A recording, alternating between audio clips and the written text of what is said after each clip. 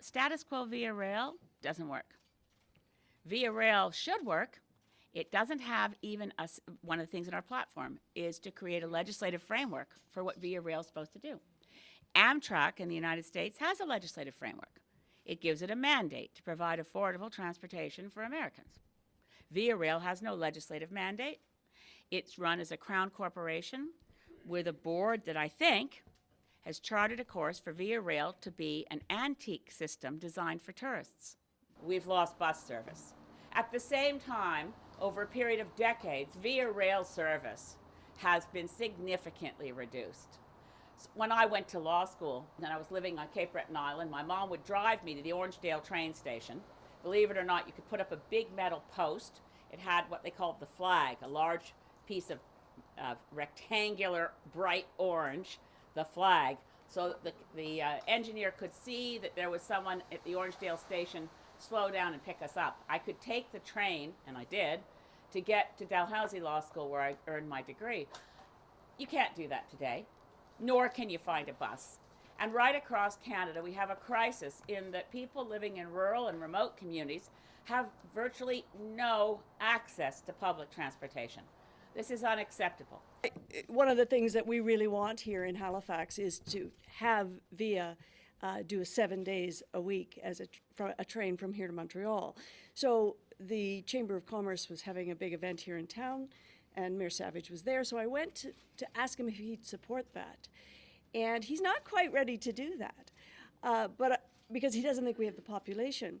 So we looked at what would happen, because there's quite a lobby here to make that happen, if we put that in as a hub where we brought people into the city so they could make that travel. And he said, well, you know, if someone was willing to support it. Yeah, $700 million a year. So we have put that money in this budget to support that so that that can start to happen. And then you build a passenger, you know, you start traveling by passenger train. So yes, we've spoken to Mayor Savage about it. I think he's supportive as long as he doesn't have to pay for it. Yeah. So we need to modernize Via Rail. We need to invest in Via Rail. We need Canadian steel for tracks for Via Rail, which means we also have to invest in laying down new track. We have to extend the rail system so that CN Freight and other freight trains can allow Via Rail to go by. There are certain pinch points across this country where 10 kilometers of track here and there will make it possible for Via Rail to have its own track and avoid those places where they're usually put to the siding. Not a whole new set of tracks, but as you'll see in our platform, 10 kilometers of new tracks here and there can help Via Rail run on time. We need to electrify the engines. I look at my carbon footprint all the time. I'm getting on the train today to get to Montreal tomorrow. I take the train a lot, and I'm very well aware that it's an improvement on driving or taking a plane. But if you compare the carbon footprint of Via Rail to any train in Europe, we don't compare very well. We need to modernize, enhance, have daily service, and then Via Rail becomes the backbone of a national transit strategy with spurs or spokes to the hub, however you want to visualize it, with light rail, buses. Canadians in rural and remote communities are so underserviced compared to citizens of even developing countries. As an older Canadian, over 65 like me, I don't want to drive at night to get somewhere I need to go. I want to know that I live in a country that provides convenient rail service, convenient bus service. This is not too much to ask. This is the minimum we should expect, is investments in infrastructure, not just for our big cities, but for our small communities. Canadians in rural and remote communities are so underserviced compared to citizens of even developing countries, much less modern industrialized countries. We need to invest in high-speed rail. Where could we in Canada install high-speed rail that would pay for itself? You know the answer. It leaps out at us. Calgary to Edmonton. Calgary to Edmonton should have high-speed rail. That would make it for business travelers, people in a hurry, would be quicker than flying because of all the time it takes to get to the airport ahead of time, go through security screenings.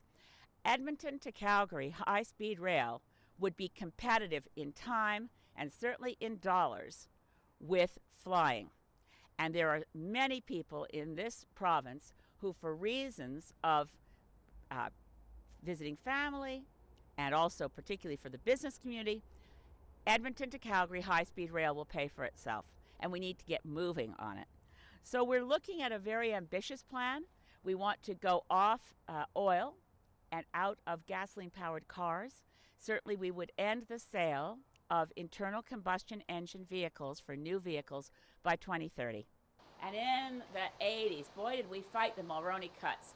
Cuts to our post offices, cuts to Via Rail, cuts to all kinds of services to rural Canada. We want to invest in infrastructure to ensure that wherever you live across Canada, you've got the broadband you need. You can work remote. So in our more remote communities, we also have problems of services. They're being withdrawn. Particularly if you consider commercial banks, their bank branches are being withdrawn. A lot of services we used to consider were to be taken for granted. Daily postal service to our doors, withdrawn. So we are also putting forward, in the aid of making sure that rural and remote communities have the services we need, expanding what Canada Post offers. Every Canada Post office, where we'd originally planned to hold today's press conference, every Canada Post office is an outreach of the federal government to every community. To make Canada Post sustainable financially, we need to expand services. We need to look at postal banking. The commercial banks can't get into local communities anymore, apparently, to give people the banking services they need face to face with someone who knows their needs.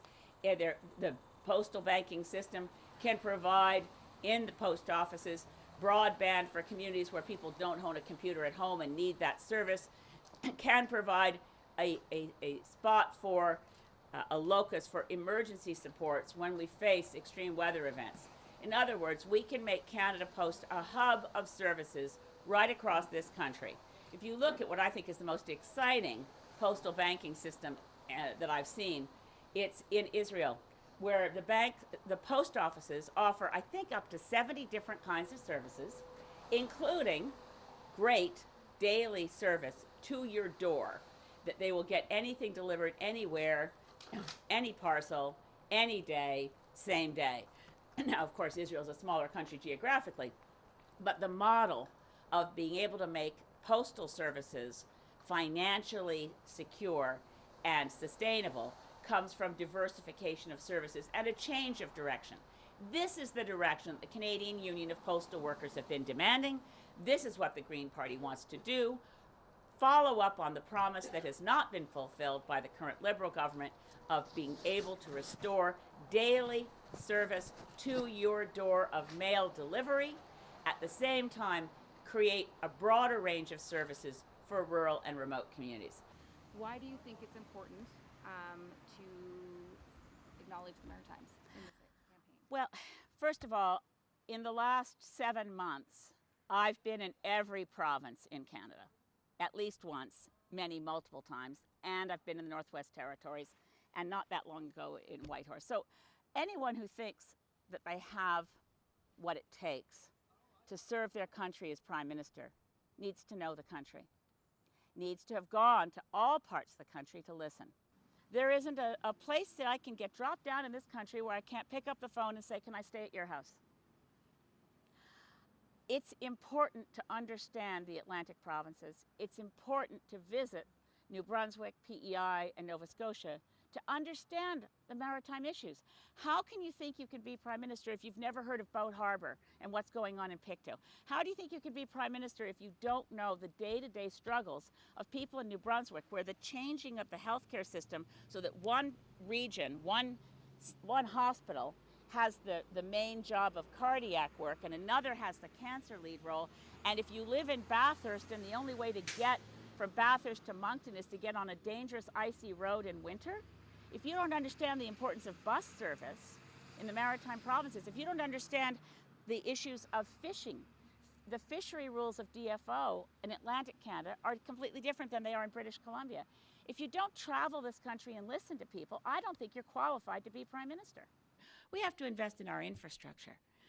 And because the stories you hear make it very clear that different levels of government are so busy kind of papering over the problems that they're not willing to address them.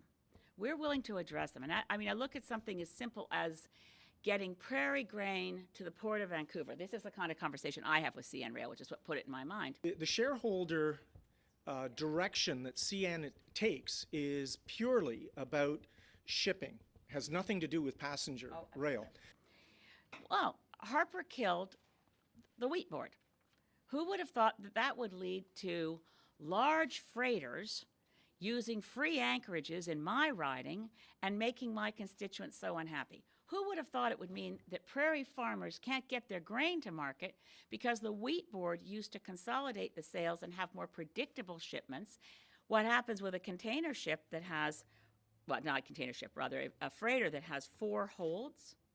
So they pull up at the Port of Vancouver, and they can get some grains. They fill up some grain, and then the ship goes back and sits at free anchorage. The whole chain from prairie farmer through the train tracks being clogged to putting passenger rail on the siding costs prairie farmers money, costs the shippers money, costs the Port of Vancouver money, and costs my constituents a good night's sleep. And what does it start with? We're a modern industrialized society with nobody paying attention anymore to getting things to work smarter and better. We can do this. Our investment is large, and we're very proud of it, that when we're moving to our investment in the next fiscal year will be $720 million, or rather the first year is $600 million, moving up to $720 million a year, to develop regional rail networks to strengthen the rail connections. We also, and this is why we picked Calgary for today's announcement, for decades, whenever, well, at least a decade and a half, whenever independent inquiry looks at where